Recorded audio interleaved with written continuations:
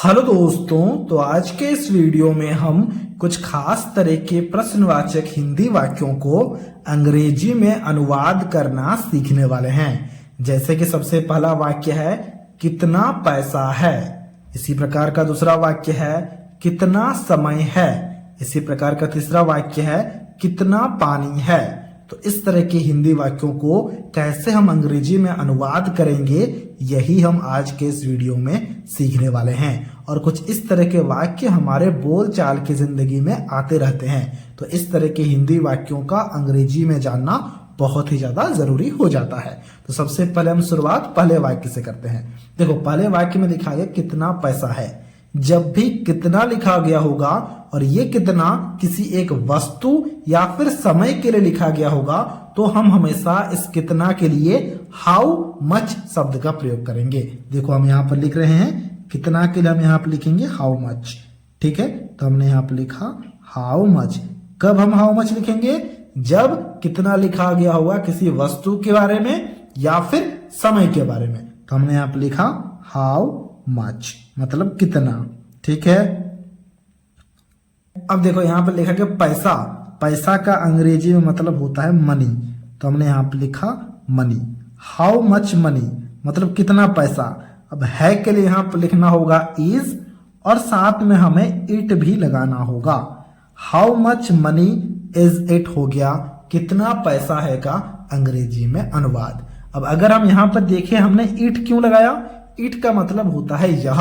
अगर आप इसके सेंस को समझोगे तो लिखा गया है यह कितना पैसा है, तो इसलिए हमने यहाँ पर इट लिखा है। यहाँ पर यह जो होता है वो साइलेंट होता है, वो यहाँ पर लिखा नहीं जाता है, लेकिन सेंस में यह रहता है। इसीलिए हमें अंग्रेजी में यहाँ पर इट लगाना होगा।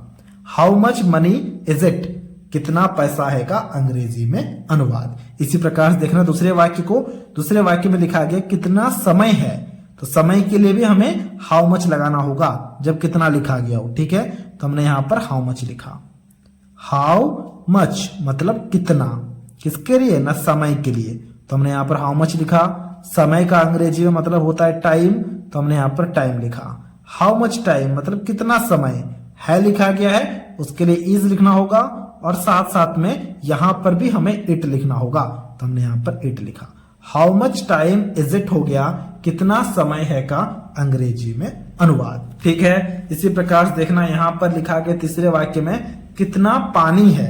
ठीक है, अब पानी के लिए भी हम यहाँ पर हाउ मच शब्द का प्रयोग करेंगे। ठीक है, तो हम यहाँ पर लिखेंगे हाउ मच, किसके लिए? ना कितना के लिए। ठीक है, तो हमने यहाँ पर लिखा हाउ मच।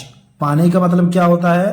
पानी का मतलब होता है वाटर, तो हमने यहाँ पर वाटर लिखा। हाउ मच वाटर मतलब कितना पानी। है के लिए इज लिखना होगा और साथ साथ में हमें एक इट भी लगाना है, इससे हमें नहीं भूलना है। तो हमने यहाँ पर लिखा it. How much water is it, ये हो गया कितना पानी है का अंग्रेजी में अनुवाद। इसी प्रकार से देखना यहाँ पर चौथे वाक्य को। ये बहुत ही ज्यादा इंटरेस्टिंग है क्योंकि देखो यहाँ पर लिखा गया कितना दूर है। अब ये जो दूर लिखा गया है, क्या दूर कोई वस्तु होता है? नहीं होता है। और दूर का मतलब समय भी नहीं होता है। ये हमारा एक एडजेक्टिव है। तो इसके लिए हम यहाँ पर जो कितना लिखा गया है ना, उसके लिए सिर्फ और सिर्फ हाउ लिखेंगे, यहाँ पर मच नहीं लिखेंगे। तो हमने यहाँ पर हाउ लिखा। दूर का अंग्रेजी में मतलब होता है फार, तो हमने यहाँ पर फार लिखा। हाउ फार मतलब कितना दूर। है के लिए लिखेंगे इज और साथ साथ में एक इट हमें लगाना होता है, तो हमने यहाँ पर इट लिखाया। तो ये हो गया हाउ फार इज इट कितना दूर है का अंग्रेजी में अनुवाद। इसी प्रकार से दूसरे वाक्य को देखना। दूसरे वाक्य में भी लिखा है कितना बड़ा है। अब बड़ा जो है ये भी तो कोई वस्तु नहीं है और ना ही समय है, तो इसके लिए हमें यहाँ पर सिर्फ और सिर्फ हाउ ही लगाना होगा। तो हमने यहाँ पर हाउ लगाया। ठीक है, बड़ा का अंग्रेजी में मतलब होता है बिग, तो हमने यहाँ पर बिग लिखा। हाउ बिग मतलब कितना बड़ा। है के लिए इज लिखना होगा और साथ साथ में एक इट हम लगाते हैं, तो हमने यहाँ पर इट लगाया। हाउ बिग इज इट हो गया कितना बड़ा है का अंग्रेजी में अनुवाद। यहां पर देखना छठे वाक्य को जरा ध्यान से। छठे वाक्य में लिखा गया है कितना खाना है। अब खाना क्या है बताओ? कोई वस्तु है कि नहीं? बिल्कुल वस्तु है, खाना यानी कि फूड। बात समझ पा रहे हो? तो यहां पर हम कितना के लिए हाउ मच शब्द का प्रयोग करेंगे, और खाना का अंग्रेजी मतलब जो होता है मैं यहां पर लिख देता हूं ताकि आपको कोई भी कंफ्यूजन ना हो। तो हमने यहां पर लिखा फूड। ठीक है, अब आप इसके ट्रांसलेशन को आसानी से कर पाओगे। इसके ट्रांसलेशन को अभी आपको खुद से करना है और हमसे कमेंट बॉक्स में जरूर से जरूर शेयर करना है। तो ये था आज का वीडियो। अगर आपको ये वीडियो अच्छा लगा है तो इस वीडियो को एक लाइक जरूर से जरूर कर देना, और कुछ इसी तरह के वीडियोस को देखने के लिए आप हमारे चैनल को भी सब्सक्राइब कर सकते हो।